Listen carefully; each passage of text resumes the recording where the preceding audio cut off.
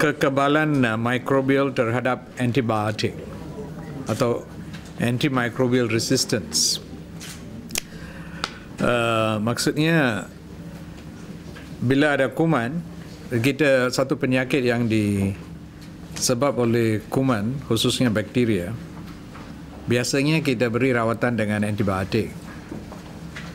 Dan kerana salah cara gunaan antibiotik untuk satu jangka yang begitu panjang, kita menghadapi satu situasi di mana ada banyak kuman yang sudah kebal kepada beberapa antibiotik yang sedia ada. Contoh, untuk satu kuman biasa, Streptococcus pneumoniae, ini satu kuman biasa di dalam infection paru-paru, infection tekak dan sebagainya disebabkan oleh kuman ini. Dan resistance untuk satu antibiotik yang biasa digunakan untuk kuman ini, erythromycin. Kalau pergi ke mana-mana klinik GP, mereka akan bagi erythromycin.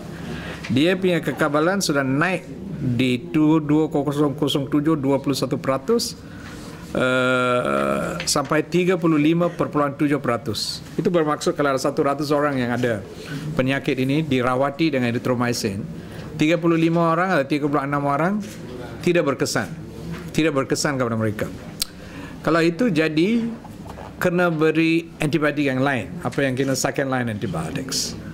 Dan ada yang beberapa penyakit sudah second line, third line, fourth line antibiotik sudah jadi. Kalau itu jadi kena beri antibiotik yang lain, apa yang kita second line antibiotics. Dan ada yang beberapa penyakit sudah second line, third line, fourth line antibiotik sudah jadi. So tiap-tiap kali kita gunakan antibiotik yang terbaru punya dan kumpulan-kumpulan yang lain punya, kos untuk kerajaan meningkat, satu. Nombor dua, khususnya di hospital, kalau mereka mendapat penyakit daripada kuman-kuman yang kebal ini atau resistant ini, kos rawatan dan jumlah hari yang mereka ada di hospital akan tambah. Dan selain daripada itu, kalau seseorang dijangkiti oleh antibiotik atau satu kuman yang telah dijangkit melalui kuman di hospital, we call it hospital acquired infections, iaitu jangkiti oleh kuman semasa ada di hospital, dan ada kemungkinan mortality rate, iaitu kalau mereka punya rate untuk meninggal, mortality rate itu 2 kali ganda kalau dibanding dengan seseorang yang tidak mendapat penyakit itu. So ini semua ada implikasi yang besar. Dan semalam kementerian telah kita telah mengeluarkan satu garis panduan tentang kegunaan antibiotik di dalam negara, cara macam mana digunakan. Dan saya pun telah melancarkan satu WhatsApp application baru untuk memberi pengetahuan tentang antibiotik yang boleh di-download oleh mana-mana pihak untuk mendapat tahu tentang antibiotik, mana antibiotik sensitif kepada apa, kuman yang sensitif kepada apa antibiotik, dan antibiotik yang paling sesuai digunakan untuk penyakit-penyakit tertentu dan sebagainya. Message yang saya mau hantar paling mustahak untuk rakyat, jangan harap tiap-tiap penyakit mesti dirawati dengan antibiotik. Message, jangan pergi ke doktor dan minta mereka beri antibiotik. Jangan pergi ke farmasi dan beli antibiotik secara sendiri. Dan jangan kalau ada antibiotik di rumah merawati secara sendiri tanpa mendapat pandangan daripada hospital, doktor. Kalau kita boleh amalkan sikap-sikap ini semua, ini boleh mengurangkan the rate of resistance. Kalau tak ada, this is becoming a big global problem. Kita takut mungkin ada satu hari there is a kuman yang tidak boleh dirawati dengan apa-apa ubat yang kita ada pada masa sekarang. Itu boleh jadikan satu keadaan yang berbahaya. Superbugs, macam superhuman, bugs pun boleh jadi super. Maksudnya tidak sensitif kepada ubat-ubat yang tersedia ada. So itu sebab di dalam postcard yang akan datang, mungkin saya akan menjadikan perkara ini sebagai public health problem, di mana kita akan bawa message ke peringkat akar umbi tentang untuk meningkatkan kesedaran. Si rakyat kadang-kadang pergi jumpa doktor, contoh demam biasa, selesema, mereka harap doktor akan beri antibiotik. Kalau doktor tak beri, dia cakap doktor ini tak baik. So ini satu attitude yang salah. Ini attitude yang salah. Dan kerana harapan daripada mereka, ada doktor-doktor pun kerana untuk menunaikan harapan pesakit mereka, mereka beri juga. That's also wrong. That's also wrong. Sebenarnya they should be dictated by what is right according to the science. Tapi kadang-kadang doktor pun manusia juga. So mereka pun dipengaruhi oleh kehendak pesakit mereka, mereka buat keputusan macam ini. So ini semua akibatnya menyebabkan masalah ini. So saya berharap rakyat pada keseluruhannya akan ambil kira perkara ini. Dan antibiotik mesti diberi kalau sebenar-benar yang ianya diperlu. Dan mesti diberi antibiotik yang paling sesuai untuk satu-satu kuman kena diberi. Itu ialah satu keputusan yang cuma boleh dibuat oleh seorang doktor. Mereka saja boleh buat keputusan. So kita kena ikut keputusan mereka. Okay? Ada apa-apa soalan yang mau tanya tentang hal itu? Otherwise the rest are in the handout.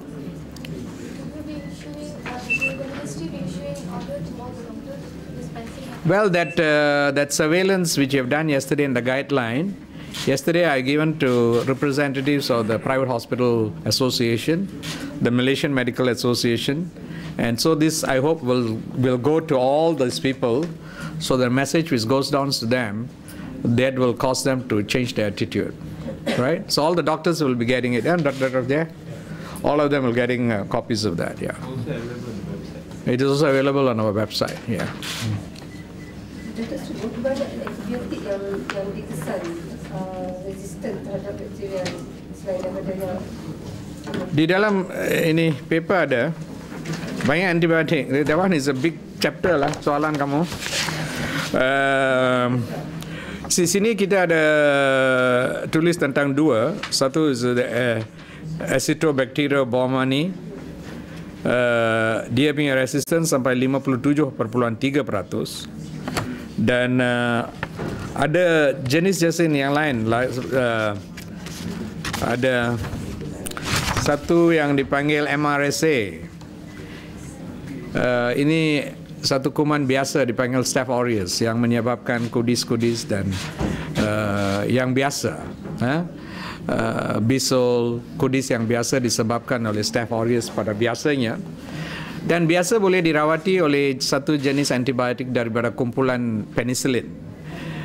Tetapi ada kuman ini resistant kepada penicillin, so ini satu kumpulan kuman sudah wujud yang dipanggil MRSA, methicillin resistant Staph aureus. Dan kuman ini kebanyakan di hospital acquired. Dan kalau sudah dapat penyakit daripada kuman itu, dan dia perlukan antibiotik dan jenis-jenis yang lain. Jenis-jenis yang lain dengan kesan sampingan yang lain, dan kalau kuman itu masuk dalam darah dan mereka mendapat septisemia akibat daripada MRSA, itu boleh menjadi risiko kepada nyawa mereka. Macam itu ada lain, mungkin Dr. Jaya boleh beritahu. Yang ada lebih bahaya. You want to say? Yeah. Too complicated. Ada banyak jenis, right? Apa yang saya bagi ialah paling common dia, right? Tetapi message ialah untuk tiap-tiap sejenis ini the resistance level is increasing. the graph in our thing yesterday I was showed is just going up. It's not coming down. The resistance is just going up. It's not coming down. So that's bad news. And then the amount of money we are spending is also, Selangor State alone for 1 year spends about 25 million ringgit on antibiotics. We are spending 25 million ringgit on antibiotics.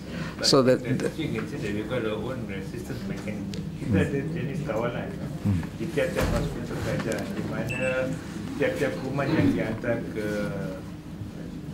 kepada kita lab untuk buat analisa, resistance pattern itu akan yang berkira, dan tiap-tiap bulan dia akan keluarkan satu gambar raja jenis antibiotik dan percentage atau peratus yang ada resistance.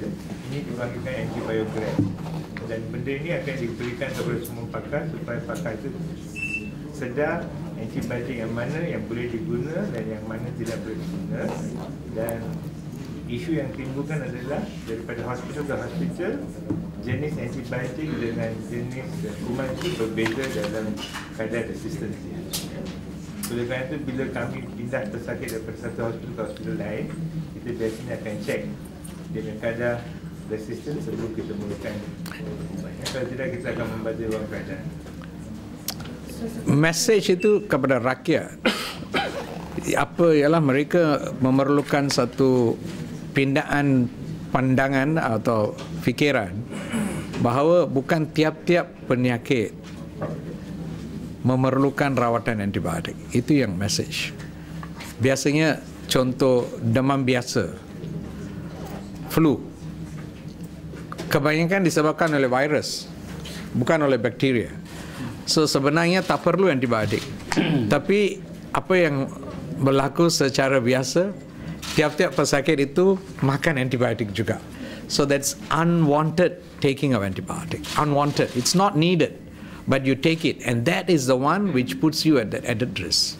So can you actually know which is more more common? Is it asking from doctors, the antibiotic, or self-medication, or one from the pharmacy?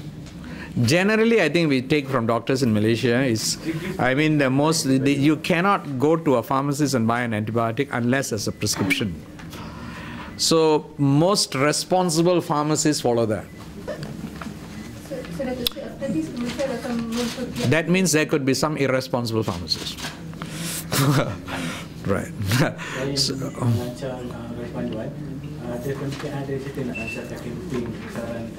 yalah, itulah saya mau bincang afterwards. I want to make it a public health issue. So kita boleh meningkatkan kesedaran di peringkat akar umi supaya rakyat tahu taking antibiotic is not a good thing after all. So they must get that message. So jangan pergi paksa doktor beri antibiotik. Jangan pergi paksa. So ini satu perubahan di dalam fikiran mereka diperlukan. Okay?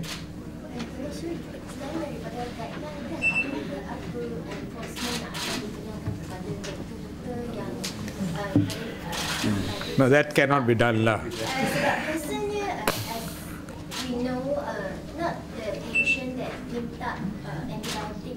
See, doctors one is on educational process. Is educating them on the correct usage. You see, there is no law which tells a doctor you must treat a patient this way. If you don't treat it, we will fine you or jail you.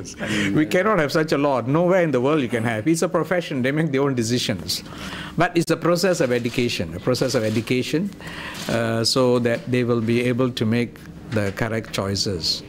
But in the government hospital, of course, we have the heads of department, under them medical officers, so they can dictate the trend because there's a control mechanism. And GP clinics, the own doctor makes the decision. He makes the decision. And all that we can do is increase awareness, educate them better, make them more aware, and hope they will make the correct decisions. Right? Just real, Commandant H1N1 di Seremban. Chong, H1N1 di Seremban. H1N1 Di Seremban. the case See, ini H1N1 kita ialah satu virus yang menyebabkan penyakit flu yang dianggap sebagai satu flu biasa. Secara berterusan di dalam masyarakat ada 1-2 kes H1N1 di dalam negara kita. Pada biasanya dia tak ada masalah. Tapi tidak ada kes-kes tertentu di mana contohnya penyakit itu tua atau penyakit kencing manis atau ada penyakit-penyakit yang lain atau penyakit paru-paru seperti bad asthmatic dan sebagainya. Lepas mereka dapat kuman ini, itu meningkatkan risiko mereka.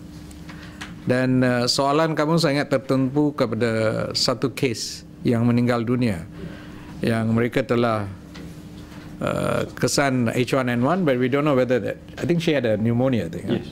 Was the pneumonia due to H1N1? That's what they thought. Because the PCR. The PCR confirmed. So, but that patient was diabetic, Yes. had some other problems and all that. Asthmatic. And asthmatic. So, kerana dia ada diabetes, asma, bila dapat H1N1, the risiko tambah. So, nasihat saya kepada mereka yang dapat penyakit flu biasa ini, kalau mereka khususnya mereka yang ada kencing manis atau asma atau penyakit-penyakit yang lain dan lepas itu mendapat flu, mereka kena memahami itu akan meningkatkan risiko mereka dan mereka kena mendapat rawatan secara awal. And so that is the message. So bila pergi ke hospital, then hospital boleh beri rawatan yang selaras dengan keperluan mereka.